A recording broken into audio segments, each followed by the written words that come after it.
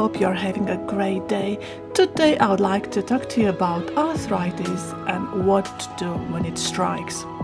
I had my first arthritis episode when I was in my mid-teens, I think 13 or 14 years old, to the point that my mom started laughing at me saying, "Are you joining the family problem?"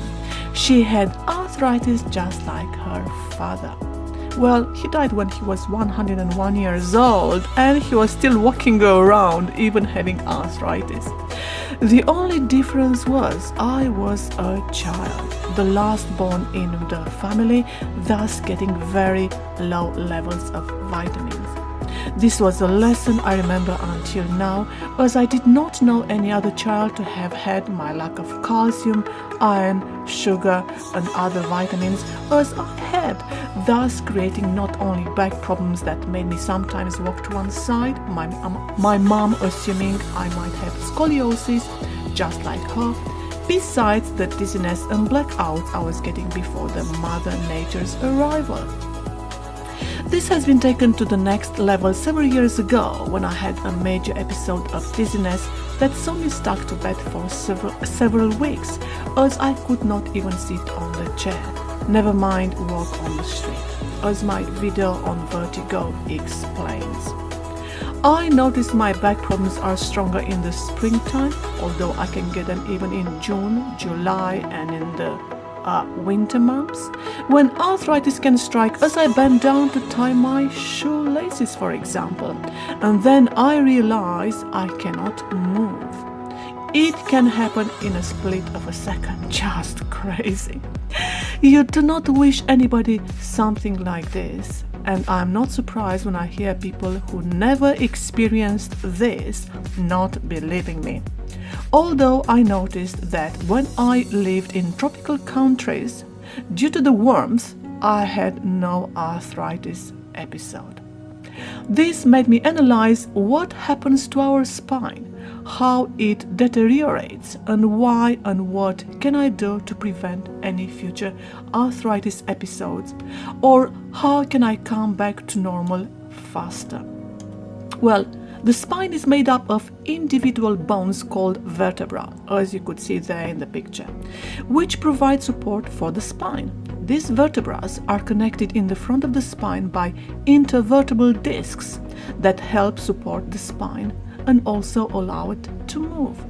The many ligaments and muscles that are attached to the back of the spine provide the power of movement. Arthritis occurs when the cartilage in the joints is worn as a result of wear and tear, aging, injury or DNA. Osteoarthritis is the most common form of arthritis and includes loss of cartilage and overgrowth of bone, which causes the bones near the cartilage to rub together, causing pain, swelling and loss of motion of the joint. Osteoarthritis can occur in any joint, but most often occurs in the back, hips, knees, hands and even neck. And this is what is happening to me. In the spine, osteoarthritis can cause stiffness and back in the neck or in the lower back. Cervical arthritis, also called cervical spondylosis, affects the upper spine and neck. So, who gets arthritis and why? Some people are more at risk for developing arthritis. So this is due to family history and DNA, which is my case, weakened immune system, again my case, gender, again my case. Women are twice as likely to get arthritis. Also, age is most common in older people. Well, I have got it since I was in my teens. Also, overused joints or sports-related activities, injury or trauma to the bones, obesity, chronic illnesses. So, I started having arthritis episodes when I was in my mid-teens, despite being the best sports person in my class. And most recently, I noticed problems even in my back, although they could be related to my vertigo as explained in the vertigo video. Sometimes getting pains in my knees and hands to the many sports I used to play since I was very young. Bottom line is, you cannot change who you are and how you are born, but you can try to improve your condition by exercising and having a healthy diet. The exercises I'm showing to you here were born out of the many arthritis episodes when I was trying again to come back to normal, and I was doing little exercises in the order described in the video, or sometimes there was so little my back was allowing me to do. The worst was when my back was locked all the way to the neck, thus not allowing me to even look normally right and left when I wanted to cross the street.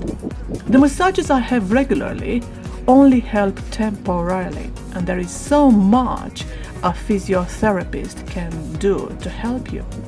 The best is to help yourself and do this exercising I'm showing to you here as often as you can to try back to normal. Afterwards, you can take your other activities, going to the gym, play football, or whatever else you want to play.